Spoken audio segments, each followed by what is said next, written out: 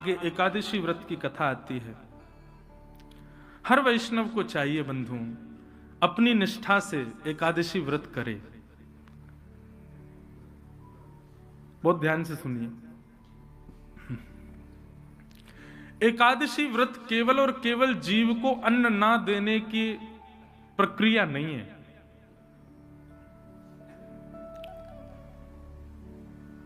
मेरे मन में ऐसा भाव आता है,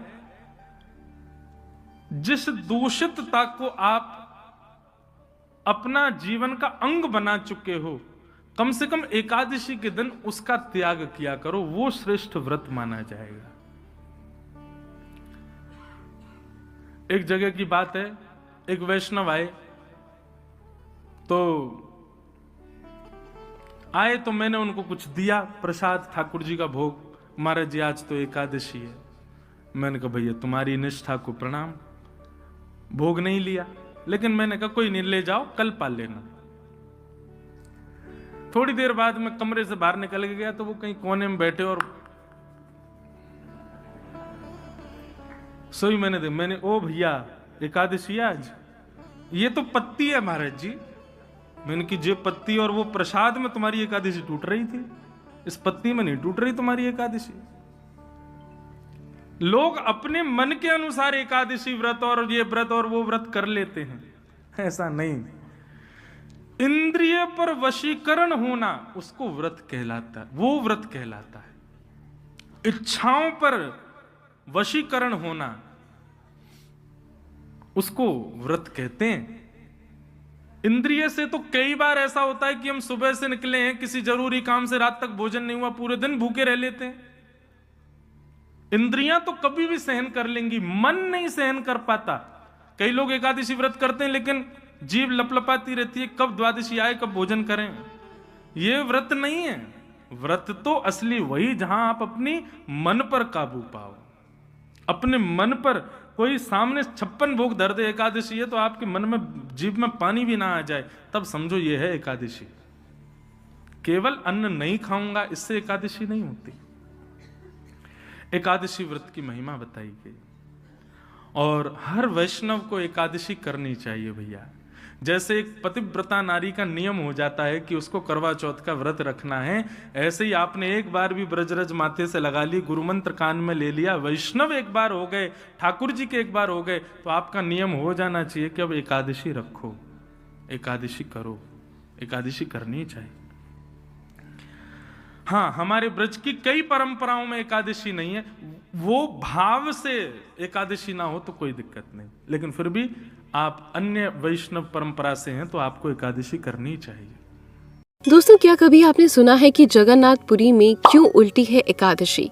क्या वजह है कि पुरी में एकादशी पर भी चावल खा लिए जाते हैं? आप में से बहुत सारे लोगों को सुनकर थोड़ा अचंभा हो रहा होगा कि आज मैं क्या कह रही हूँ। कितनी सच्चाई है इस बात में। वीडियो के अंत तक जरूर बने रहिएगा, आज आपको कुछ चौंका देने वाले राज पता लगेंगे। चलिए शुरू करते हैं आज का प्यारा सा वीडियो।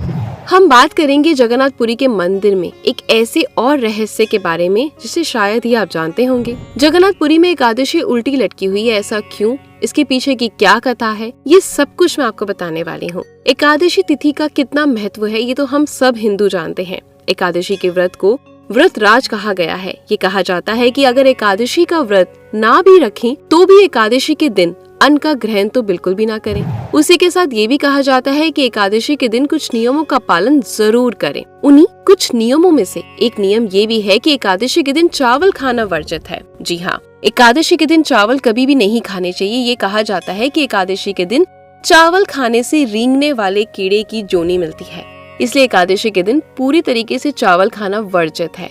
इतनी महिमा होने के बाद भी जगन्नाथपुरी में एकादशी तिथि का कोई भी नियम लागू नहीं होता। वहाँ पर एकादशी के व्रत में आप चावल खा सकते हैं। जी हाँ, चौंकाने वाली बात तो ये है, लेकिन ऐसा क्यों है, इसके पीछे की कथा क्या है? ये कथा है जगन्नाथपुरी के महाप्रसाद। आपने पहले ही बहुत सारे वीडियोस में सुना होगा मेरे इस चैनल पर, जब मैंने आपको जगन्नाथपुरी के महाप्रसाद के बारे में बताया था। जगन्नाथपुरी के महाप्रसाद की बहुत ही महिमा है। जगन्नाथपुरी के प्रसाद को एक बार सभी को ग्रहण करना चाहिए। कहा जाता है कि जगन्नाथ के भात को जगत पसारे हाथ। अब आपको कथा बताती हूँ। जगन्नाथ महाप्रसाद को हर कोई प्राणी खा सकता है, ये वहाँ की महिमा है। वहाँ का प्रसाद कभी भी खत्म नहीं होता जब तक एक एक प्राणी को वो मिल ना जाए। ऐसा ही एक बार जब ब्रह्मा जी जगन्नाथपुरी पहुंचे वहाँ का महाप्रसाद लेने के लिए, उन्होंने देखा कि महाप्रसाद समाप्त हो चुका है। वहाँ पर प्रसाद कुछ भी नहीं बचा, केवल एक पत्ते में थोड़े से चावल के दाने थे जिसे एक कुत्ता चाट चाट कर खा रहा था। ब्रह्मा जी ने जब देखा कि वहाँ कुछ और चावल बचे हैं तो उन्होंने वहाँ पहुंचकर उस कुत्ते के साथ बैठकर उस पत्तल पे जो भी चावल के दाने बचे थे उन्हें ब्रह्मा जी ने भी चाट चाट कर खाना शुरू कर दिया। संयोग से उस दिन एकादशी थी। एकादशी माता ने जब ये देखा कि ब्रह्मा जी उस कुत्ते के साथ बैठकर चावल के दाने खा रहे हैं, तब एकादशी माँ जोर जोर से हंसने लगी और कहने लगी, ब्रह्मा जी आपने क्या करा, आप चावल के दाने खा रहे हैं। पहले तो आज एकादशी है और दूसरी बात ये कि आप इस कुत्ते के साथ बैठकर ये चावल के दाने खा रहे हैं। और ऐसा बोलते हुए एकादशी माँ जोर जोर से हंसने लगी। इस तरह से हंस रही थी तभी वहाँ भगवान जगन्नाथ प्रकट हुए और एकादशी माता से कहने लगे, एकादशी माँ ये जगन्नाथ है, यहाँ पर मेरा प्रसाद महाप्रसाद है, यहाँ पर तुम्हारा कोई प्रभाव नहीं होगा। जगन्नाथपुरी में मेरा प्रसाद किसी भी दिन वर्जित नहीं है। यहाँ पर मेरा महाप्रसाद तुमसे तो क्या स्वयं मुझसे भी बड़ा है। और कहा जाता है तभी से भगवान जगन्नाथ ने मंदिर के पीछे की तरफ एकादशी माता को उल्टा लटका दिया। तभी से वहाँ एकादशी उल्टी लटकी हुई है। जगन्नाथ में एकादशी का कोई प्रभाव नहीं होता। जगन्नाथपुरी अगर आप एकादशी का व्रत करते हैं तो आपको उसका फल तो पूरा मिलेगा। बेशक आप एकादशी वाले दिन खूब चावल खाओ, खूब वहाँ का महाप्रसाद खाओ, आपको उसका कोई दोष नहीं लगेगा।